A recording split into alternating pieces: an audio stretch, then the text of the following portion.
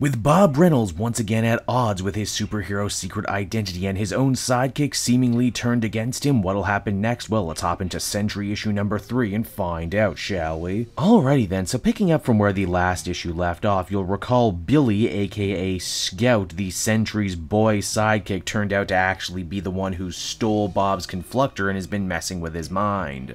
But why though, and more importantly, how did he put this whole multi-layered scheme into effect? Well, that's exactly what issue 3 is all about. Step 1 in his dastardly plan was hunting down Cranio, the former arch-nemesis of Sentry and Scout. He got out of jail not too long ago and now he's working as a frickin' parking attendant in New Jersey. A pretty long way to fall for a guy with a genius IQ, but apparently the super scientist community of New York doesn't like you if you have a rap sheet. Ew, have you considered going into politics, Cranio? I think you would do just fine. Cranio's plight also helping to underline that whole theme that's been permeating this series right now, being a prisoner, trying to get your life back in order, being on parole, etc, etc. The former Scout opens up to his old arch-nemesis in a way that he never thought before, talking about how slighted he feels by his mentor, how the Avengers built him his own private virtual playground, where he could relive his glory days over and over again, while on the outside, Billy is only getting older, still without an arm, and with very little upward momentum in his life. Billy also got offended by the introduction of Jenny, the waitress at the diner they all work at, into Bob's virtual reality dreams, feeling like he was being supplanted as a sidekick. But more than anything, what the jaded Scout truly fears is that all of this is just one giant band-aid on Bob's problem, and that is the Sentry can never be controlled, never be contained, not for long anyway. It's only a matter of time before he breaks out, becomes the Sentry again, and because of that, the Void will return and maybe someone else will lose their arm. Heck, maybe this time the Void will finish the job and kill him. By and large, Billy thinks that Bob has overstayed his welcome as the Sentry, but with Cranio's amazing mental powers and skills as a scientist, he thinks that he can recreate the serum that gave the Sentry his powers in the first place.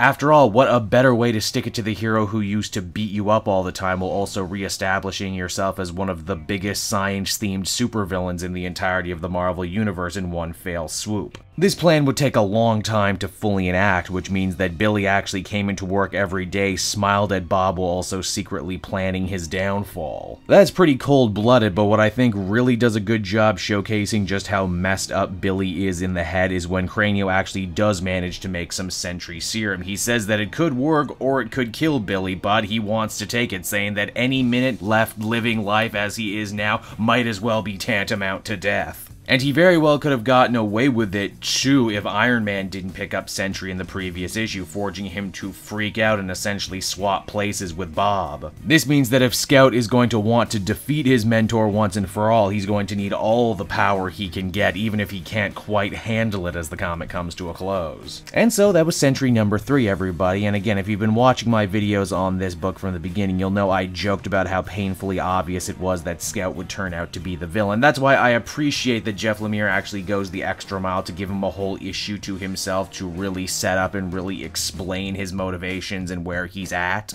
Yeah, he's jealous and he's petty and everything that makes a villain, but at times during his ramblings, he's almost slightly sympathetic. He's also made kind of the perfect foil to Bob and Cranio, who are more than okay embracing their own drab current lives, while Scout actively dreams of better days and is willing to do whatever it takes to reclaim them, even if it means trampling on everyone who's ever cared about him along the way. He also speaks to a bigger issue, and that is that everything the Avengers have been doing for the Sentry right now is kind of just a band-aid on a much bigger problem they're going to have to deal with. Either keep him in a real prison or a prison of the mind. Either way, at the end of the day, Bob still isn't living his fullest life. Ultimately, I'd give this issue another 8 out of 10. It's creative and continues to surprise me with the directions in which it takes. Can't wait to see where this series goes. Hey there everyone, it's your old pal Cape Joel, and I want to thank you so much for watching to the end of the video. I hope you enjoyed it. If you did, why not check out some of these other videos I have available from the channel.